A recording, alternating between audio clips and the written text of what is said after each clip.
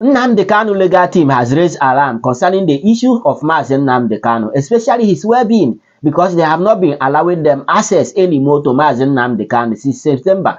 And when they are asked why, they got an intel that the DSS were saying, since Justice Binta Nyako has rescued herself from the case of Mazi Nnamdi Kanu, that means the order she has given, especially for them to be visiting him in some days in the week, will no longer be valid. And they were replying them and said, okay, if you say that those orders will no longer be valid, that means that the one she also gave for you to remind Mazi Nnamdi Kanu should not also be valid. But you know that Mazi Nnamdi Kanu complained this before, that he has a problem in cherry picking, in people cherry picking on the order to obey and which not to obey. In fact, let me allow you to listen to legal team of Mazi Nnamdi Kanu. And as you are listening, make sure you are sharing and also subscribe to my channel if you have not done that for more updates. And I'll be back. Let's go there. Distinguished members of the media, this is a brief press encounter by the members of the legal team of Mazi Nnamdi Kanu and the media people concerns primarily what happened yesterday at the Federal High Court.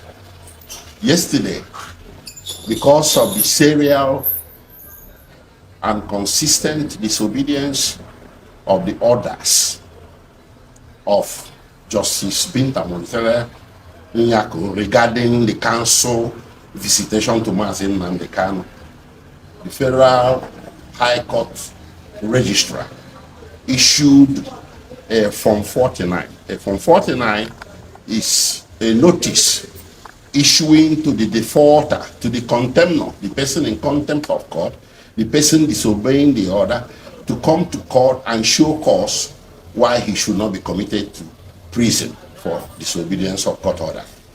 This happened yesterday, and I shall release the transcript to the media after this press conference. Now, the idea we got, it is very self-evident that the DSS, the DG of the DSS, Mr. Adeola Oluwatoshi Ajayi, is not acting in vacuum.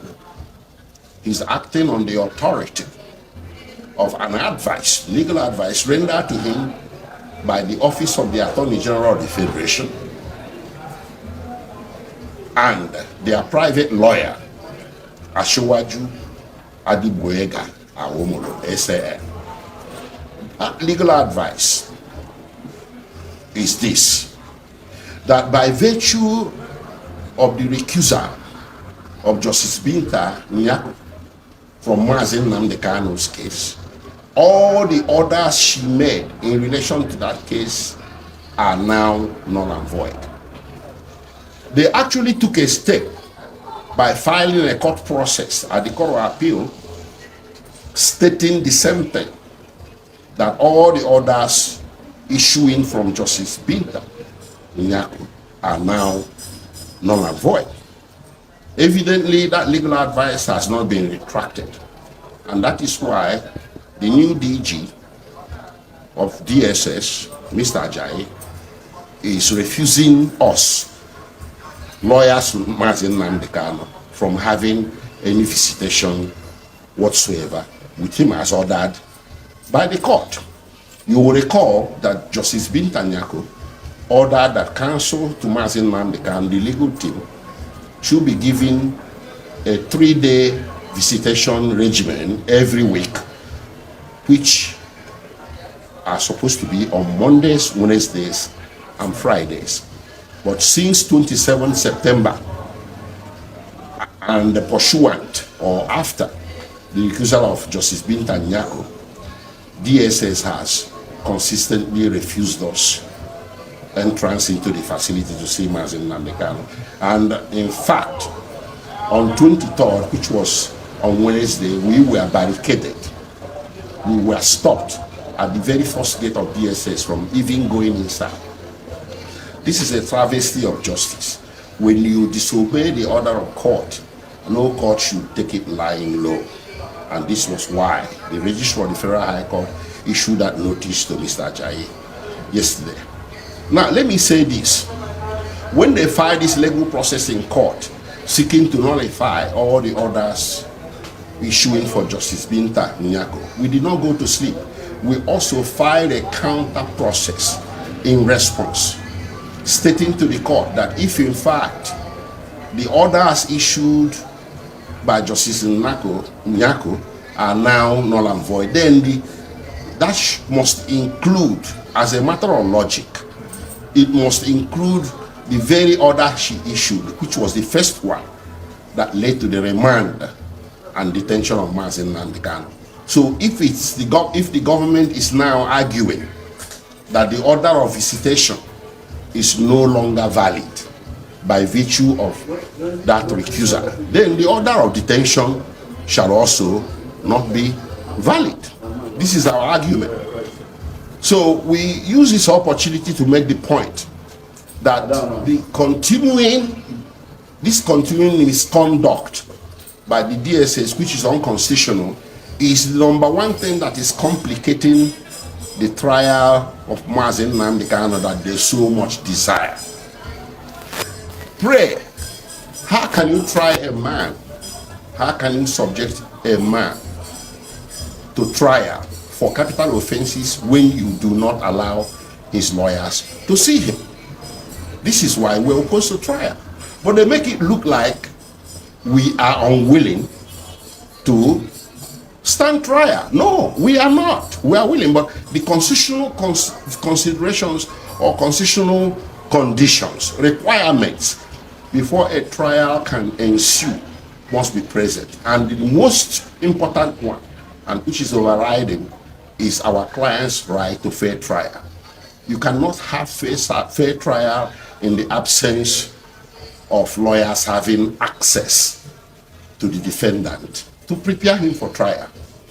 So this notice that was issued yesterday has become the climax of this serial contempt of orders of court by the DSS. And we don't think, and we never expected, that the new director, a well-educated man like Mr. Ajayi, which I understand to be a lawyer, should inherit the whatever bad legacy that was left at that DSS by the predecessor, by the departing DG, Bichi. So we expected him to act better and to act within the confines of the law.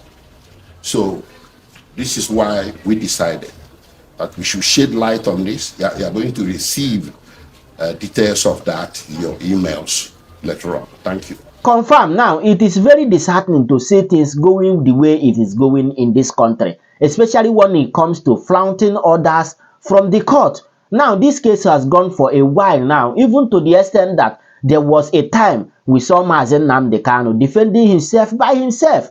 And I believe it is because of things like this. He was not given access to his legal team because he have a qualified legal team to defend him. But when access was not given for them to have prior meeting before the court, how can they defend him? Now Nnamdi Kanu pick it upon himself to defend himself by himself. Now, during that defense, he was complaining about people cherry picking on orders to obey and what not to obey, which is not right for something like this. At least, no matter the kind of offense you have committed, no matter what has happened, you are being given access to fair hearing. That means allowing your legal team to see you and to get necessary information they need to defend you in court. But when it keep on happening this way, that means things are wrong somewhere. Now, you cherry pick on the order to obey and which not to obey. If you say that you are not going to obey the order by the justice that have rescued herself from the court, okay, let's forget about all the whole order. According to what he said, you can see what the legal team is complaining about. But anyway, Sha, let me allow you to share your thought with me on the comment section. And of course, you know the vibe now.